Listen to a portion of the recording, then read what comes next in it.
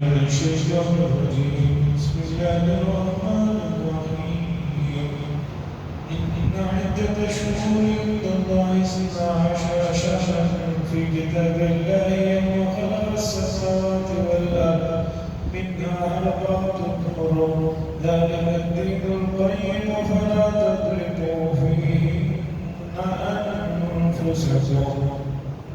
وقال صلى الله عليه وسلم أفضل الصيام بعد شهر رمضان شهر الله الذي تدعونه المحرم، وأفضل الصلاة بعد صلاة المكتوبة صلاة الليل أو كما قال.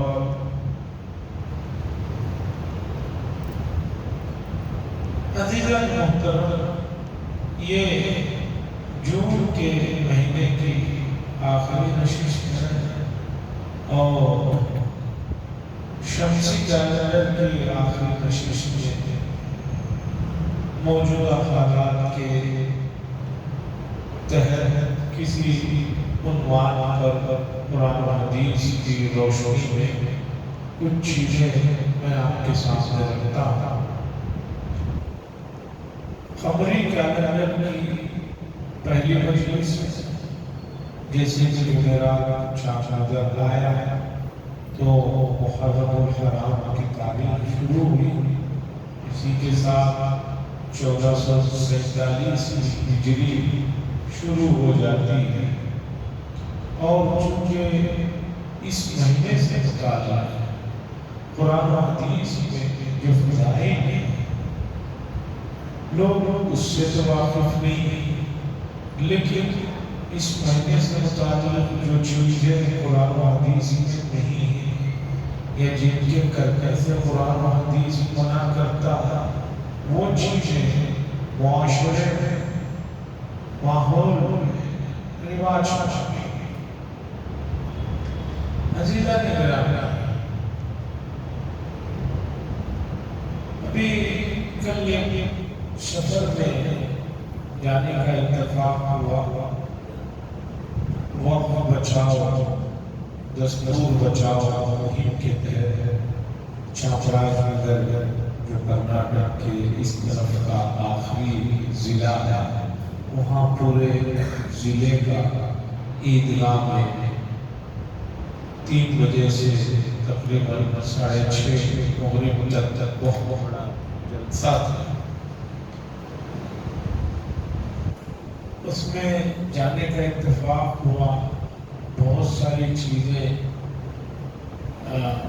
سننے کا موقع ملا، خاص طور پر اس جلسے میں برادران وطن کی بھی ایک بڑی تعداد آئی تھی، چونکہ اب ان کو بھی یہ بات معلوم ہونے لگی ہے کہ وقف کا مسئلہ جو بظاہر مسلمانوں کا ہے، اس کے بعد ہمارا بھی نمبر آنے والا ہے، اس کے بعد عیسائیوں کے بھی جو املاک ہیں اس کا بھی نمبر آنے والا ہے۔ اس لیے بڑی تعداد اس پروگرام میں برادران وطن کی تھی، اسٹیج پر ان کو بھی بولنے کا موقع دیا گیا۔ 2 باتیں اس میں سے سنا کر میں اصل جو موضوع لے کر آیا ہوں اس کی طرف آتا ہوں۔ پہلی بات تو اس میں ایک ایم پی ہمارے اس ضلع کا نہیں، دوسرے ضلع کا برادران وطن میں سے تھا۔ اس نے کہا کہ آج ملک کی 540 ایم پی کی سیٹوں میں 24 مسلمان کی سیٹیں ہیں۔ 1970 یا 71 میں مسلمانوں کی 110 سیٹیں تھیں۔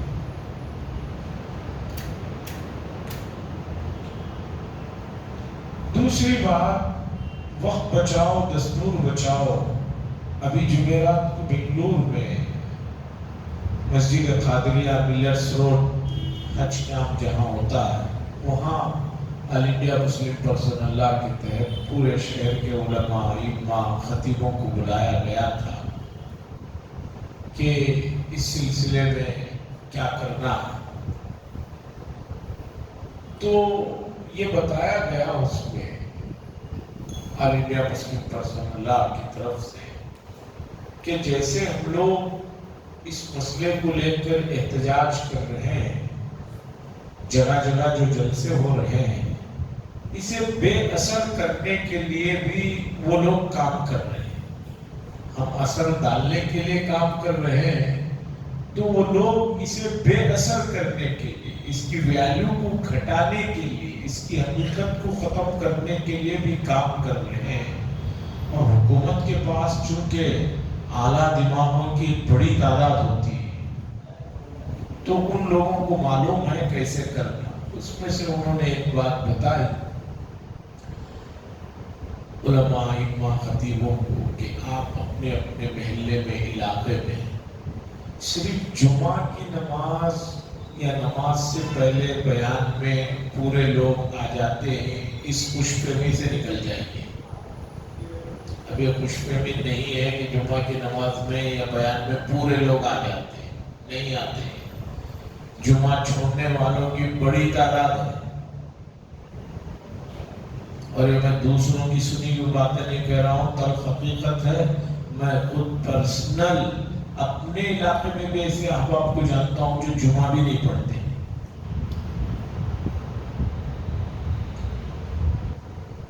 تو ایسے لوگوں تک بھی بات پہنچنا ہے کیا کہ آگے چل کر جو بنگلور میں بہت بڑا آل انڈیا مسلم پرسنل لا کی طرف سے جلسہ ہونے جا رہا ہے. پیلس گراؤنڈ میں طے ہو گئی تھی اگلے مہینے کی 19 تاریخ، لیکن موسمیات ویدر والوں نے بتایا ہے کہ آئندہ مہینہ ان تاریخوں میں بہت بڑی بارشیں ہونے والی ہیں. اور آپ جانتے ہیں کہ بہت لاکھوں کا مجموعہ آئے گا تو وہاں پر کوئی پنڈال وغیرہ نہیں ہوگا، تو بہت سالوں کو تکلیف ہوتی ہے. تو اس لیے بڑوں نے مشورہ دیا کہ بھئی آگے کچھ آگے کرتے ہیں یا کچھ دوسری اس کی ترتیب بناتے ہیں. تو اس سے پہلے ہم لوگوں کو بتایا گیا کہ ہم قوم میں جتنے لوگوں تک بات پہنچا سکتے ہیں پہنچائیں، اور ہر آدمی مسجد سے ہٹ کر بھی باہر دوست احباب کو یہ بات پہنچائے کہ جب وہ جلسہ ہوگا تو اس جلسے کو بے اثر کرنے کے لیے بہت سارے ان کے یوٹیوبرز گھوم رہے ہوں گے میدان میں جاتے ہوئے، راستوں میں آتے ہوئے. وہ کھڑا کر کے پوچھیں گے مائک دیکھ، آدمی مائک دیکھتے ہی کیمرہ کوئی پکڑا ہے تو خوش ہو جاتا ہے کچھ بولنے کے لیے. وہ پوچھیں گے کہ بھئی آپ کیوں آئے ہیں. کسی بھی کم پڑھے لکھے آدمی کو اس کی وضاحت آپ کو دیکھ کر پکڑ کے پوچھیں گے تم کیوں آئے ہو یہاں. وہ آدمی کیا کہے گا؟ اکثر لوگ یہ کہتے ہیں نہیں بلائے سب لوگ جا رہے میں بھی آ رہا ہوں. سب لوگوں بولے جانا ہے پیلس گراؤنڈ کو اس لیے میں بھی آ گیا. گاڑی میں فری بٹھا لیں گے اس لیے میں بھی بیٹھ کر آ گیا. اس طرح کے 5 7 10 آدمیوں کو اگر انہوں نے پکڑ لیا اس طرح کی چیز تو اسے ایک پروگرام بنا کر اسی کو پیش کریں گے سوشل میڈیا پر. کہیں گے کہ بھئی لوگوں میں اس مسئلے کا کوئی لوگوں کو پتہ ہی نہیں ہے. تو اس لیے ہر آدمی کو جب بھی وہ پروگرام ہوگا جہاں بھی ہوگا اس میں جانے کی بات آئے گی اتنی بات ذہن میں ڈال دیں. کوئی بھی پکڑ کر پوچھے تو کہنا ہوگا کہ جو وقف قانون بنایا گیا ہے وہ ہمارے کانسٹیٹیوشن کے خلاف ہے، ہمارے دستور کے خلاف ہے. مذہب کے تو خلاف ہے ہی، دستور کے بھی مخالف ہے. کانسٹیٹیوشن میں جو آزادی دی گئی ہے اس کے خلاف ہے. یہ ہر آدمی اتنا جملہ کہنا ہے. اور پتہ چلا کیوں جا رہے ہیں؟ نہیں بھی سب لوگ جا رہے ہیں میں بھی جا رہا ہوں. تو پھر پوری میڈیا میں اس میں بتائیں گے کہ میں کچھ بھی اس کا. اور افسوس کی بات یہ ہے کہ امت کے بہت سارے افراد خاص طور پر تعلیم یافتہ لوگ جو سرکاری جاب میں یا دوسری جگہ لوگ رہتے ہیں وہ یہ سمجھ گئے ہیں کہ قانون بن گیا ہے تو اسے ختم نہیں کیا جا سکتا. نہیں، ابھی قریب میں کسانوں کے مسئلے کا قانون بنا تھا. انہوں نے جس پیمانے پر اس احتجاج کو اٹھایا، جس پیمانے پر انہوں نے کام کیا، اس کا نتیجہ حکومت کو وہ پالیسی واپس لینی پڑی.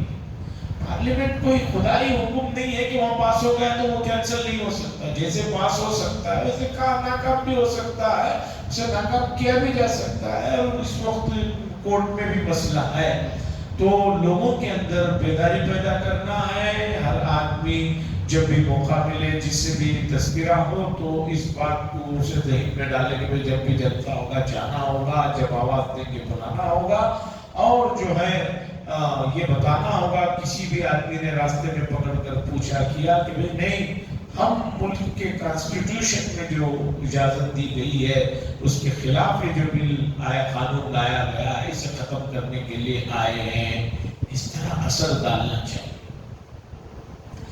تو عزیزان گرامی, یہ تو ہوا وقف کے سلسلے میں. ابھی اس جمعہ کو 4 تاریخ کی جمعہ کو آل انڈیا مسلم پرسنل لا بورڈ والوں نے کہا ہے وہ ہومن چین یعنی انسانی زنجیر, جیسے اس سے پہلے بتی گل کرو 15 منٹ کا اثر ہوا تھا, تو اس طرح کا بھی کچھ پروگرام وہ لوگ بھیجنے والے ہیں. وہ بھی ہوگا.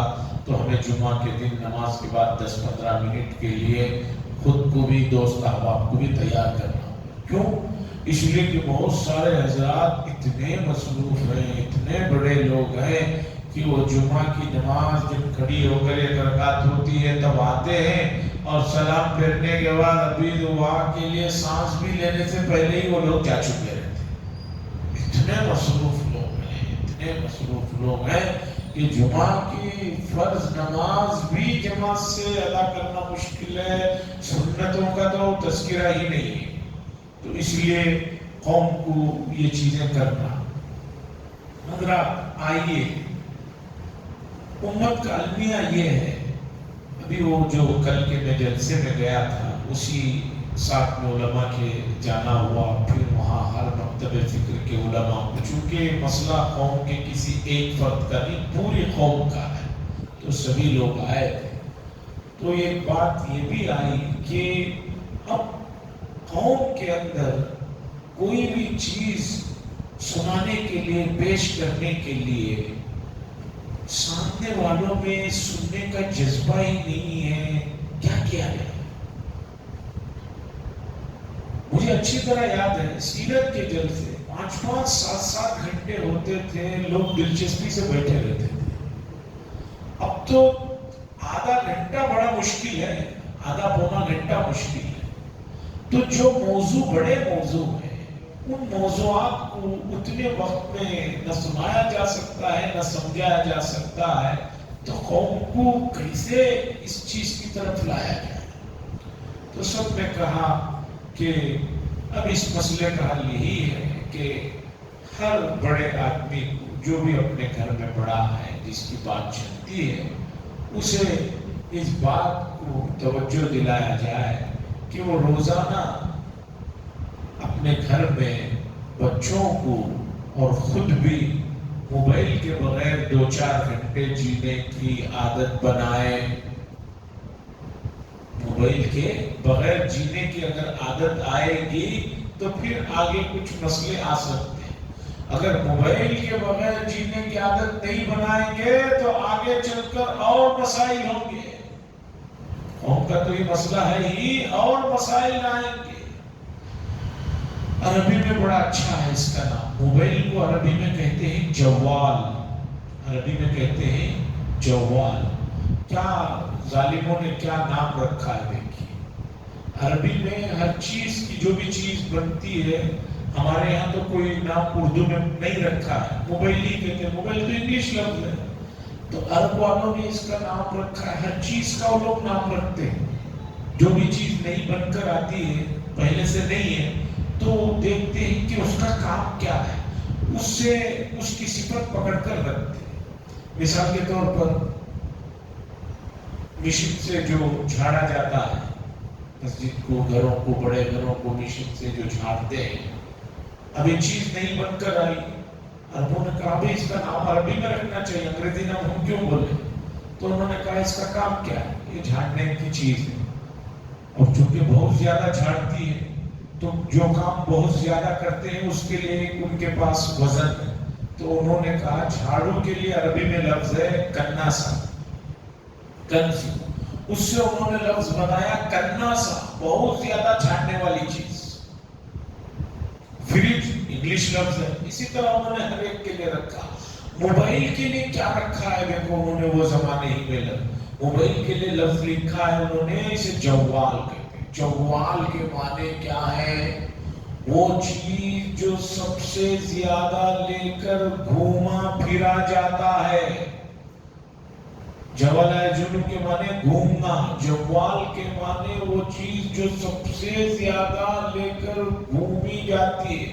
اور صحیح موبائل کی انہوں نے عربی میں لفظ رکھا اس لیے کہ آدمی بغیر چشمے کے باہر آ جاتا ہے، بغیر جوتے کے باہر آ جاتا ہے، بغیر موبائل کے باہر نہیں آتا. بیت الخلا میں، مسجدوں کے بیت الخلا میں کبھی جائیے دیکھیں لوگ موبائل لے کے وہیں بھی بات کرتے رہتے ہیں، وہاں بھی بج رہا ہے، آدمی اس کے بغیر نہیں رہتے. اس کا نام انہوں نے جوال. تو اس سے دور رکھنے کی بات آئی، اللہ کرے ایسا ہو. اب دیکھیے اس مہینے سے جڑی ہوئی چیزوں میں حضرت حسین رضی اللہ تعالیٰ عنہ کی شہادت کا واقعہ 61 میں، یہ 1447 ہے، 1447 ہجری ہے.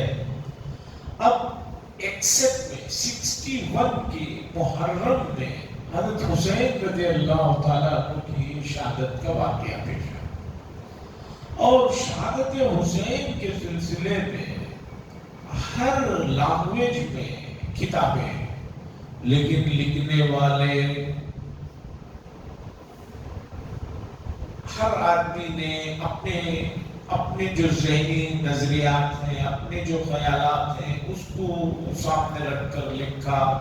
تو صحیح تاریخ کے سلسلے کی جو چیزیں ہیں اس میں سے نچوڑ کر نکال کر اگر مختصر کر کے بھی اس پورے واقعے کو ہم رکھیں گے تو کم از کم 2-4 گھنٹے تو لگیں گے. کیوں؟ اس لیے کہ شہادت حسین رضی اللہ تعالیٰ عنہ کا واقعہ 10 محرم میں جب وہ جمعہ کے دن عصر کے بعد یا عصر سے پہلے جب ان کی شہادت ہوئی، وہ واقعہ وہاں سے سنائیں گے نہیں سمجھ میں آئے گا. اس واقعے کو سنانے کے لیے اس سے پچھلی جو عالم اسلام کی صورتحال ہے وہ پوری کشمکش وہ سب چیزیں رکھنی پڑے گی. اب جیسے مثال کے طور پر کوئی طلاق خلا کا مسئلہ آتا ہے، بڑے جوش سے اس سے شادی ہوئی رہتی ہے، 5-6 سال کے بعد آ کر کہتے ہیں، لڑکی کہتے ہیں مجھے خلا چاہیے، کرا دیجیے.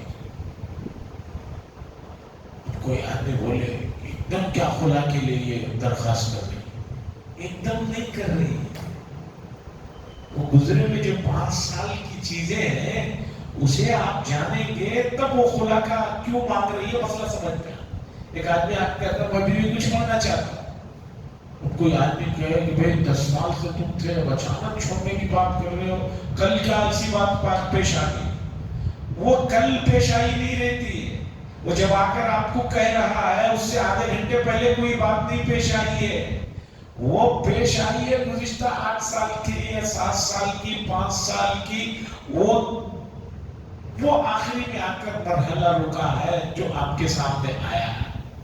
اسی طرح حضرت حسین رضی اللہ تعالیٰ عنہ کی شہادت کے واقعہ جو ہے وہ اچانک سے 61 کی شروع میں جمعہ کے دن شروع ہوا ختم ہوا ایسا نہیں ہے.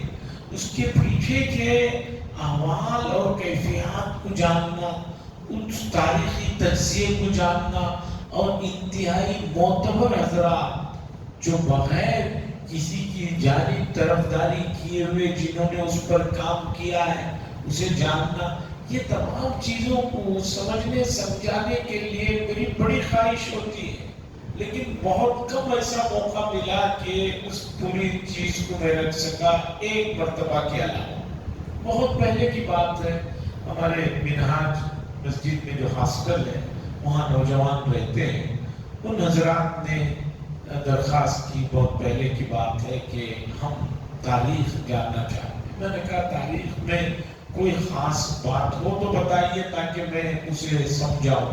تو انہوں نے یہی واقعہ کہا. تو میں نے کہا دیکھو بھی اس واقعے کو سمجھنے کے لیے کم از کم حضرت عثمان رضی اللہ تعالیٰ عنہ کی جو شہادت ہوئی ہے وہاں سے آپ کو لے کر جانا پڑے گا، تب جا کر یہ واقع شہادت حسین کے مسئلے کو سمجھنے میں آسانی ہے۔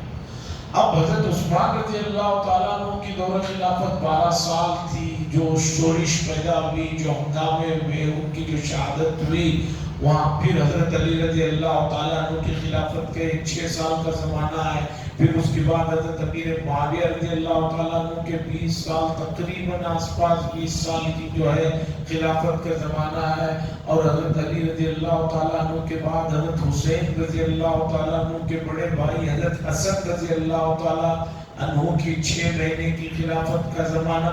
یہ پورے چیزیں سمجھ کر، اسے جان کر، اس کا تجزیہ کر کے جائیں گے تو پھر حضرت حسین رضی اللہ تعالیٰ عنہ کی شہادت کا مسئلے کو سمجھنے میں اور اس سے جڑی ہوئی واقعات کو سمجھنے میں آسانی ہوگی۔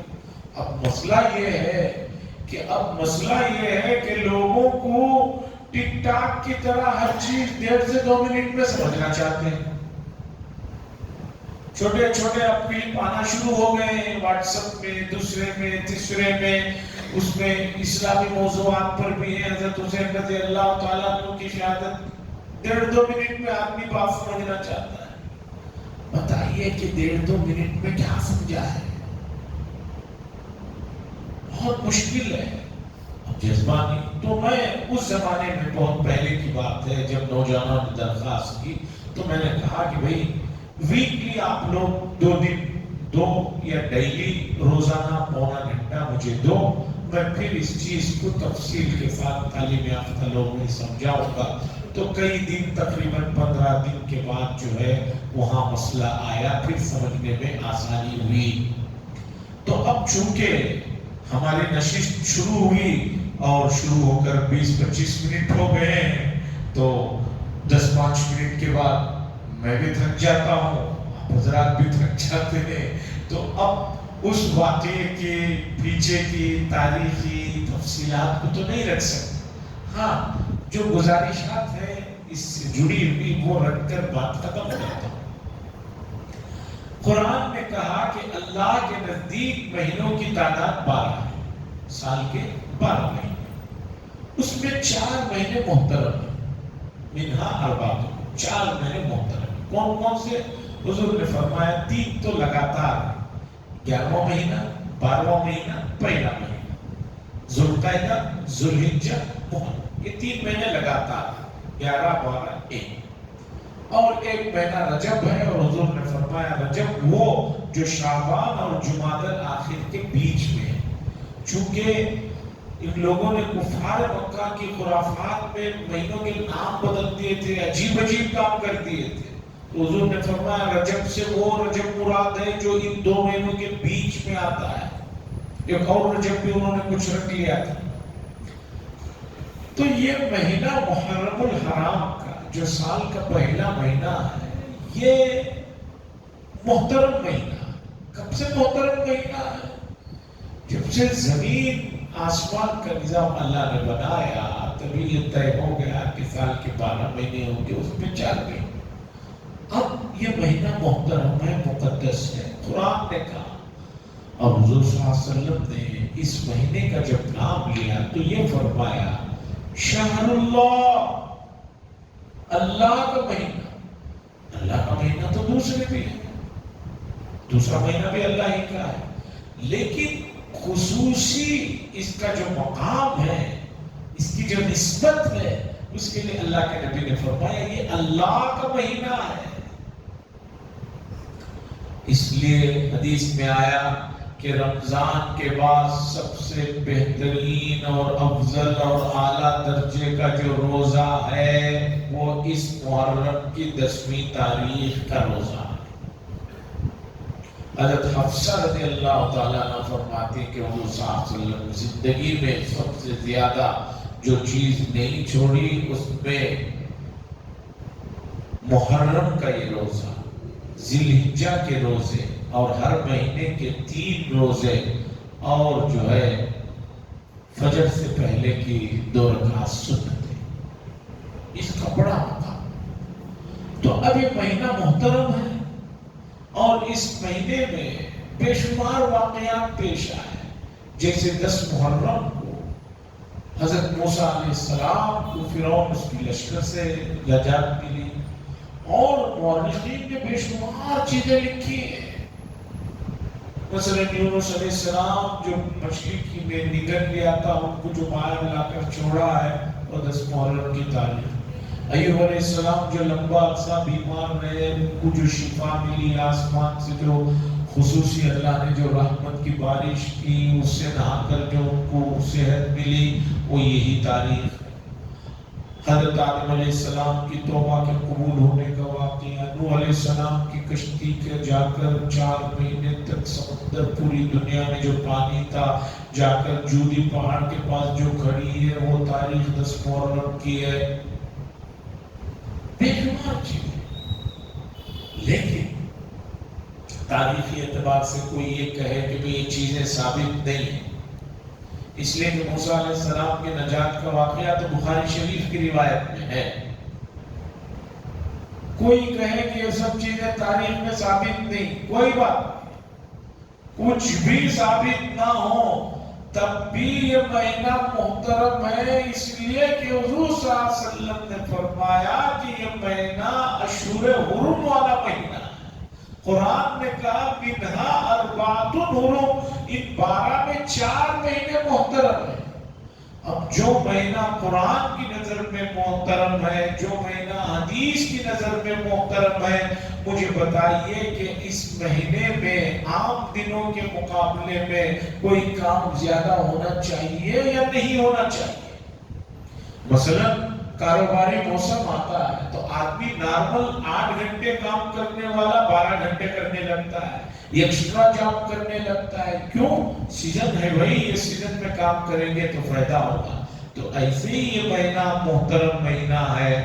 احکام القرآن کے مصنف علامہ ابوبکر الجساس نے فرمایا محرم کے شروع کے 10 دنوں میں جو آدمی نارمل دنوں سے زیادہ عبادت ریاضت کرتا ہے، اس سے اللہ تعالیٰ ان 10 دنوں کی برکت سے پورا سال نیک کاموں کی توفیق دیتے ہیں۔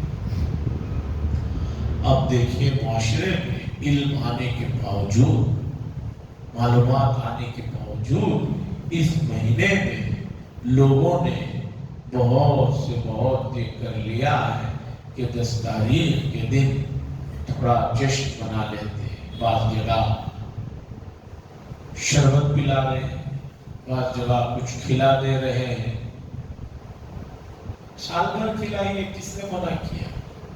نیک کام میں کوئی منع نہیں، اور سمجھ رہے ہیں کہ ہم نے محرم کا اور اس مہینے کا، اس تاریخ کا حق ادا۔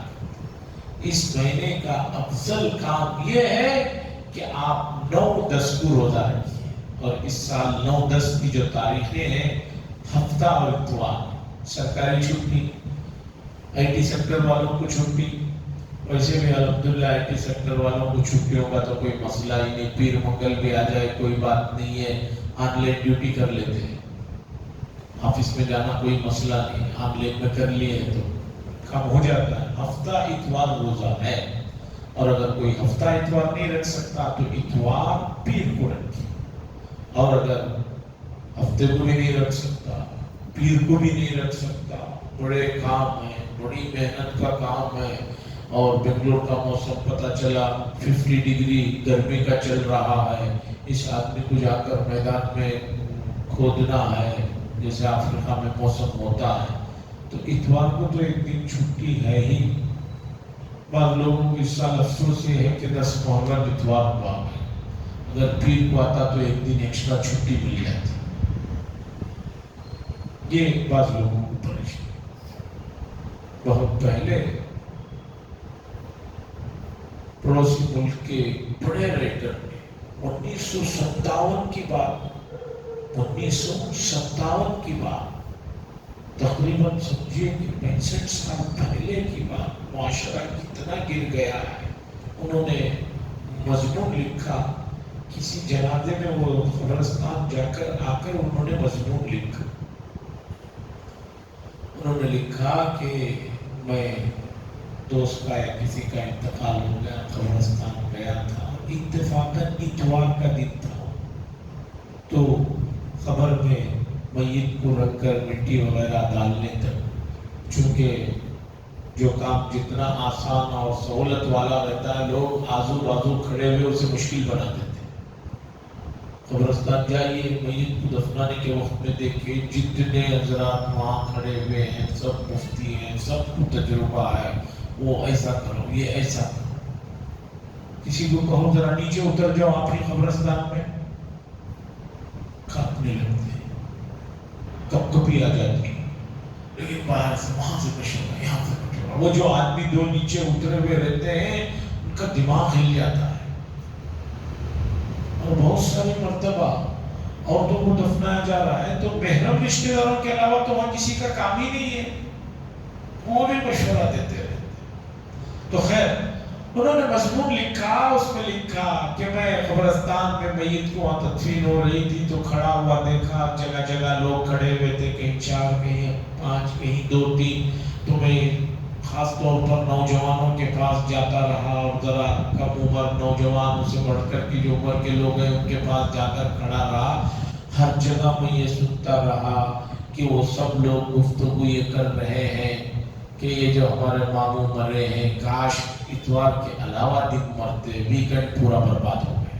وہاں کہیں کھڑے ہیں تو وہ کہہ رہے ہیں مرتے مرتے بھی تکلیف دے کر مرے ہیں، اتوار کو کیا ضرورت تھی ان کی مرنے کی؟ ایسا لگ رہا ہے جیسے اس نے خود کہا ہو حضرت اسرائیل سے سنڈے کو آ جاؤ میں فری رہتا۔ تو قوم کی یہ حالت ہو گئی ہے۔ 1957 کا مضمون ہے، اب 2025 ہے، 5G کا زمانہ ہے، اب کہاں پہنچی ہے اللہ بہتر جانتا۔ اس لیے کوئی آدمی آخرت کے معاملے میں اپنے پیچھے کسی پر بھروسہ کر کے مت جاؤ کہ میں جاؤں گا، میرے بچے، میرے رشتہ دار، میرے دوست، میرے فلانے میرے لیے بہت کچھ کریں گے، کوئی کچھ نہیں کرے گا۔ ہر آدمی اپنی تیاری کے ساتھ جائے۔ تو اس سال محرم کی 10 تاریخ اتوار کو ہے، تو افضل ترین روزہ حضور نے فرمایا کہ صیام یوم عاشورہ ہے، 10ویں تاریخ کا روزہ ہے۔ اور اگر کوئی آدمی اتوار بھی نہیں رکھتا، ہفتہ بھی نہیں رکھ سکتا، پیر بھی نہیں رکھ سکتا، صرف ایک روزہ رکھنا چاہتا ہے تو گنجائش ہے، تو آخری درجے میں گنجائش ہے۔ یہ مطلب نہیں ہے میرے بیان کا کہ آپ جا کر کہیں کہ حضرت نے اجازت دی ہے نہیں ہے کہ چیک روزہ کرتے، نہیں، میں تو بار بار بول رہا ہوں ہفتہ اتوار رکھو، نہیں تو اتوار پیر رکھو۔ لیکن کوئی آدمی آ کر کہے نہیں میں 2 دن بہت بڑے پہاڑ توڑنے جانا ہے تو ایک روزہ بھی رکھ سکتے ہیں۔ اور دوسرا جو حضرات روزہ رکھیں، وہ روزہ رکھنے کے بعد جنہوں نے روزہ نہیں رکھا ہے کسی مجبوری کی وجہ سے، بیماری کی وجہ سے، کسی کام کی وجہ سے، ان کو جا کر پریشان مت کرو۔ اتوار کے دن آپ نے روزہ رکھ لیا، آپ لوگوں کو مت پوچھتے پھرو آپ روزہ ہی کیا، کیوں روزہ نہیں؟ پھر نہیں رکھا ہوا آدمی کچھ مسئلہ ہوگا۔ فرض آدمی فرض نماز کوئی چھوڑ دیتا ہے اسے تو کوئی پوچھتا نہیں، رمضان میں فرض روزہ چھوڑ رہا اسے تو آپ کچھ کہہ نہیں رہی ہے۔ اس روزے کو چھوڑنے پر آپ چونکہ رکھے ہیں تو اب آپ نہیں چاہتے کہ میرے سامنے کوئی کھائے، میں جو بھوکا ہوں تو یہ کیسے کھا سکتا ہے، ایسا مت کی۔ اس کے علاوہ بعض احادیث جو سند کے اعتبار سے زیادہ مضبوط نہیں ہے، یہ پتہ چلتا ہے کہ اس دن آدمی اپنے اہل و عیال کو اچھا کھانا پینا کھلائے، ذرا فراخی کرے، بغیر کسی تکلف کے، بغیر کسی خاص ڈش کے۔ 10 محرم کی کوئی خاص ڈش اسلام میں نہیں ہے کہ اس دن وہی پکانا ہے، جیسے 27 رجب کی خاص ڈش ہے، ایسا کوئی اس کے لیے کوئی ڈش نہ اس کے لیے ہے نہ اس کے لیے ہے۔ اس کے علاوہ کسی بھی طرح کے پروگراموں میں کہیں شربتیں بٹ رہے ہیں، کہیں یہ کر رہے ہیں، آپ پلا کر اگر سمجھ رہے ہیں کہ نیک کام کر رہے ہیں تو اجازت نہیں ہے، وہ صحیح نہیں ہے۔ اور کسی بھی طرح اس دن ماتمی انداز کو اپنانے کے لیے لباس کو اپنانا، یہ سب چیزیں منع ہیں، مشابہت منع ہے۔ اور اسی طرح وہاں فلاں جگہ جو ہے ماتم منایا جا رہا ہے، ہم بھی جائیں گے دیکھنے کے لیے، اس طرح کی مجلسوں میں جانا بھی حرام ہے۔ جو جس قوم کی کثرت کو بڑھائے گا حدیث میں وہ انہی میں سے ہو جائے گا۔ اس طرح کی محفلوں سے مجلسوں سے بھی اپنے آپ کو بچائیں۔ اور دوسرا، تعلیم یافتہ حضرات ہیں، اس موضوع پر جو کتابیں ہیں اردو میں حضرت مفتی محمد شفیع صاحب قدس سرہ کی واقع کربلا کتاب ہے، جو بہت پرفیکٹ اور صحیح ہے، افراد تفریط سے خالی ہے۔ اس میں جو واقعات تاریخی اعتبار سے ہوئے ہیں وہ بتایا ہے۔ اور اسی کے ساتھ یہ بھی مسئلہ سنتے چلے کہ اہل سنت والجماعت کا عقیدہ ہے کسی بھی صحابی کو کوئی آدمی برا بھلا نہیں کہہ سکتا، کہے گا ایمان سے جائے۔ کیوں؟ دلیل یہ ہے کہ جب اللہ کہہ رہے ہیں کہ میں راضی ہوں ان سے، اللہ جن سے راضی ہے اس سے میں اور آپ کو میں برا بھلا کہنے گا۔ جو چیزیں تاریخ میں ماضی میں ہو گئی ان واقعات کی وجہ سے آدمی صحابہ کی شان میں کسی بھی طرح کی کوئی بات تو چھوڑیے، کوئی سوچ بھی سوچے گا وہ انتہائی سخت پکڑ کی چیز ہوگی، اس لیے اس سے ہمیں بچنے کی ضرورت ہے۔ قیامت کے دن یہ نہیں پوچھا جائے گا کہ بھئی اس واقعے کا تم نے علم حاصل کیا یا نہیں، اس واقعے میں کون صحیح تھے کون غلط تھے، کیا ہوا۔ یہ آپ کو کیا کام کرنا ہے، شریعت نے بتایا، عبادات زیادہ کرو، 10 کو روزہ رکھو، 11 کو رکھو، 9 کو رکھو، اور اللہ کے دربار میں مانگو۔ یہ چیزیں بتائی گئی، اس سے ہٹ کر کوئی چیز اگر ہوتی تو حضور صلی اللہ علیہ وسلم بتاتے، صحابہ بتاتے، بعد کے دور میں بتاتے۔ ہمارے ملک میں جو وبا چلی 880 ہجری میں چلی، 880 ہجری میں یہاں مغلیہ سلطنت کے بادشاہ تھے تیمور لنگ، بیچارے تھوڑے لنگڑے تھے، فارسی میں لنگ کہتے ہیں لگڑ کر چلنے والے۔ انہوں نے یہ کیا کہ ان کے جو آس پاس وزیر تھے، بڑے بڑے پوسٹوں کے جو لوگ تھے، وہ اکثر ایران سے متاثر تھے۔ ان لوگوں کو اس میں بادشاہ نے کہا کہ بھی ہر سال تم لوگ ایران چلے جاؤ گے یا جہاں ماتم ہوتا ہے وہاں جاؤ گے، کربلا جاؤ گے، جانے آنے۔ پہلے کی طرح 2 گھنٹے کی فلائٹ تو تھی نہیں، گھوڑوں میں، گدھوں میں، اونٹوں میں جانا پڑتا تھا، 1.5-2 مہینے چھٹی ہم کہاں سے دیں گے۔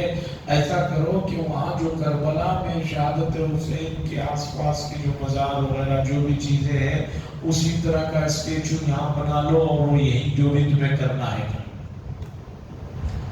بادشاہ اپنی مجبوری اس کی تھی یہ کیا، لیکن اس کے بعد یہ سلسلہ چلا اور بہت تیزی سے چلا، بڑھتا گیا۔